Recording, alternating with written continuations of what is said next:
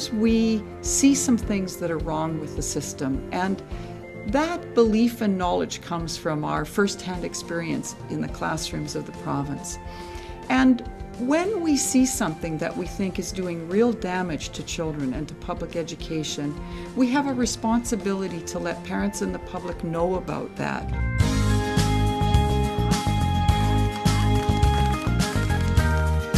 We as teachers want a public education system where every child has an equal chance. When you rank schools, you automatically label some schools as being not as good as other schools based on an invalid measure. As a parent of a child with special needs, I have huge reservations about the way the FSA is done now. I can totally understand why parents want the kind of sort of simplistic answers, because I'm a parent and that's what I want. I think the job of parenting has become hugely complicated. Every aspect of parenting has become more complicated. I think the education has become more complicated. Our children have become more complicated. You know, I have a child with autism, somebody else has a child with, you know, gifted, whatever.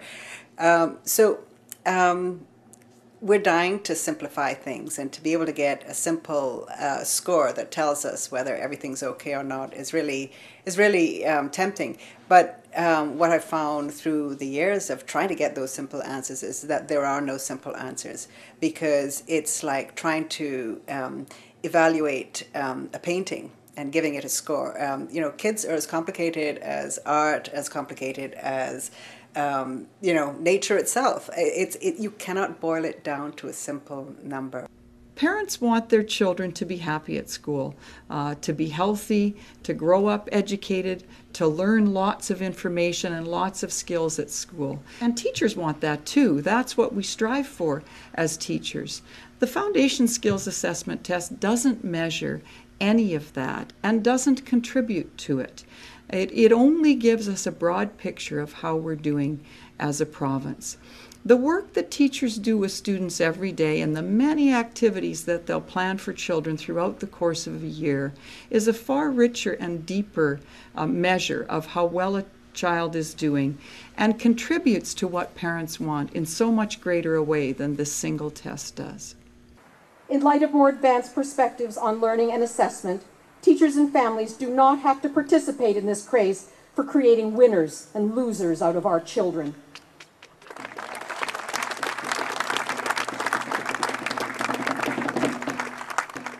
Ideally, and we should never ever settle for anything less than that, public education is not about being relentlessly evaluated for norms. It is about an open road, an equal start, the beginning of wisdom, and the chance to love learning for life. I think we need to think about how we try and do so many things in public schools. We try not only to teach reading and writing, but we try to teach children to value art and music. We try to instill in them a sense of social responsibility. We try to teach them about the democratic society they live in and their roles and responsibilities in that society. We try to build their self-esteem so that they'll grow up to be confident young people who continue to learn and grow and contribute to society. To imagine that we can assess all of those things that we try to do as teachers and in our schools in a single test is just a totally misguided notion.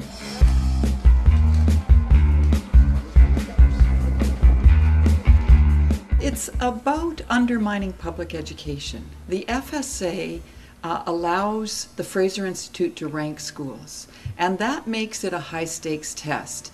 It makes winners and losers. And of course, the private schools who get to choose their students and heavily fund education and subsidize it come out on top. And so it sets up a class system where private is better than public. So the FSA is really a very significant piece of undermining and underfunding public education.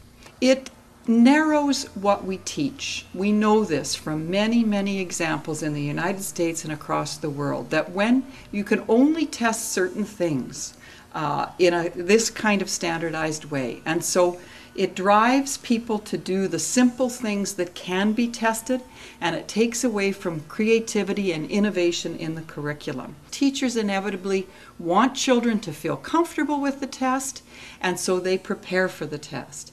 So we have a time of preparation, we have a time where it takes time away from teaching and learning because kids are writing the test, and it takes time away from the computer lab and the library.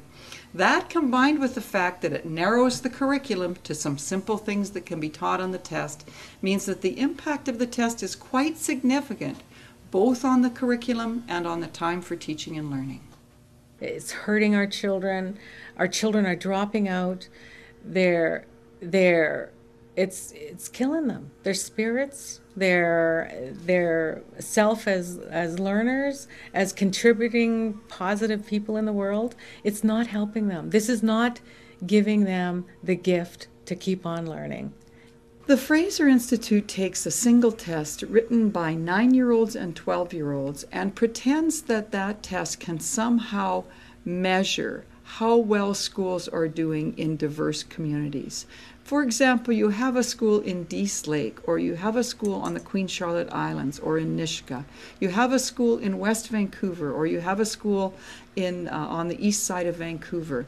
And somehow the Fraser Institute says that based on a single test written by 9-year-olds, we can compare those schools that serve very diverse groups of children in very diverse communities of the province. It's a much more complex undertaking to ask the question, how well are we doing as a school, and answer that question.